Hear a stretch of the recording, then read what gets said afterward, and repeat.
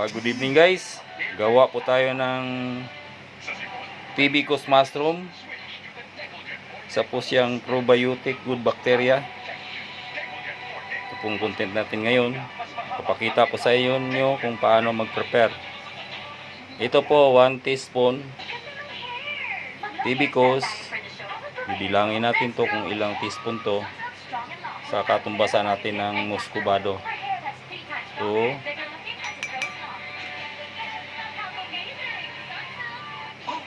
3,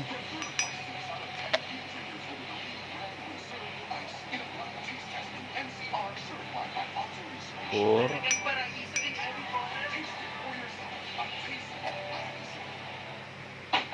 5,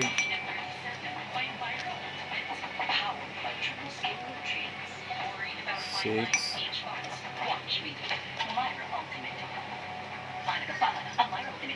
7.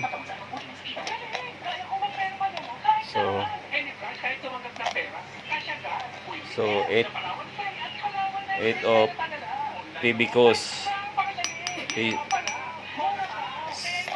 teaspoon.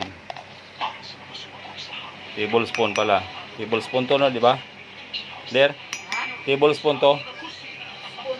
Spoon. 1 spoon. 8 spoon of Hibiscus. Sobra pa siya.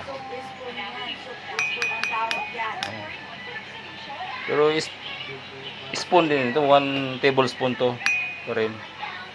So ito guys, saging, tumbasan natin to siya ng muscovado sugar. Yung 8 spoon ng Hibiscus, 8 spoon din ng muscovado sugar. So yun guys, ito po yung muscovado sugar na ating mimix sa ating Hibiscus mushroom. Yun siya. Ito po siya. Ito po siya, muscovado sugar. Anuhin mo nga yung TV. Di ba ki? Di marinig. Yan. Magbilang tayo ng 8 spoon of muscovado rin. Gawin natin dito sa baso para i-mix natin yan. 1, 2, 3, 4, 5, 6, 7. So 8 of spoon na muscovado sugar. Gagawin natin ng konti kasi may sobra yun. Yan. So yun guys, ito na tutunaw na po natin tong muscovado sugar. Ilalagay na natin sa garapon. Mapapansin nyo guys, hindi tayo gumagamit ng mga metal kasi bawal po. Gamitin natin plastic sa pag-prepare. Bawal po yung metal. Dahil yung lasa ng Hibiscus mag-iiba. Parang may metal na panglasa siya. So salain natin dito. Ilagay natin sa garapon. Yan. So 8 tubig din na mineral ang ating gagawin dyan. Ilalagay dyan. So yun guys, ito na po siya. 8 cup of tubig na siya. 8 tasang tubig. Saka itong Hibiscus mushroom natin. Ito.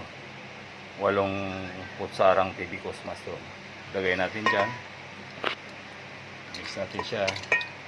Kasi guys, yung pagkain ng Hibiscus mushroom, yun yung sugar. Kasi yung itong Hibiscus mushroom natin, live to siya na good bacteria. Ino-culture natin yan. Parang Yakult ba, good bacteria siya. Ganon din ito. Yan. Ano siya, buhay to siya. Buhay yan. Live yan siya. Ano yan siya, nag-multiply, nanganganak siya.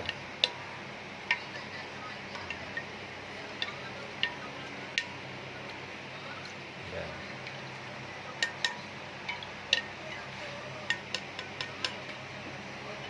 Yan siya. I-permit natin siya ng 48 hours o 4 days.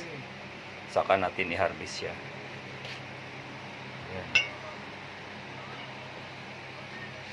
Ito siya, maganda to siya sa ating mga karamdaman kagaya ng high blood, cholesterol, diabetes, insomnia, at yung gastritis, acid reflux, ulcer. Napakaganda ito, nagpapagaling ito.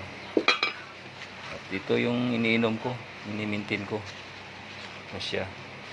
May pagbabago naman sa akin yung diabetes, nag-normal ako. At saka yung high blood ko, nag-normal din. Kaya subuko na ito. Itong Tibicus mushroom.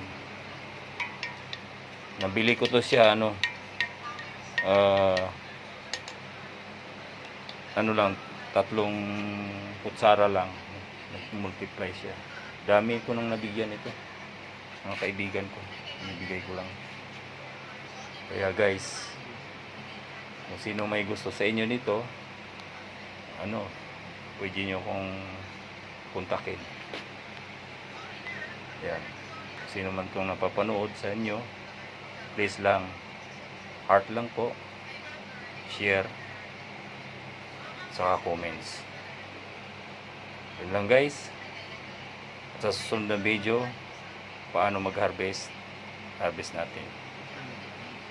Thank you guys, panonood. Salamat. Bye-bye. Ito na siya guys. Taka natin ng tela pala. Para kailangan kasi niya ng hangin. Hindi pwedeng takpan mo siya ng close. Kasi po buhay po siya. Nangangailangan din siya ng hangin. At saka ilagay mo siya sa room temperature. Sa makulimlim na lugar, madilim na lugar. Yun ang paborit niya. Katamtaman lang yung temperature, hindi mainit. At saka huwag nyong ilagay sa freezer, bawal po mamatay siya. Yan lang guys, salamat po, thank you sa panonood.